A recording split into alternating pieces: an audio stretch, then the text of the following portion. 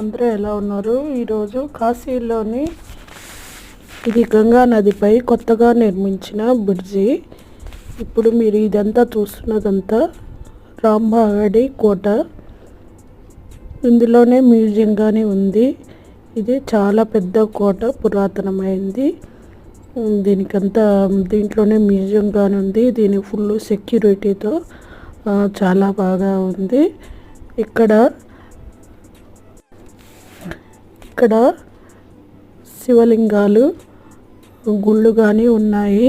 అప్పట్లో మహారాజులు ఇలా గంగా నది ఒడ్డున ఇంత అందమైన భవనము, ఈ పురాతనమైన భవనము చూడాలంటే చాలా బాగా అనిపించింది. చాలా పెద్ద కోట.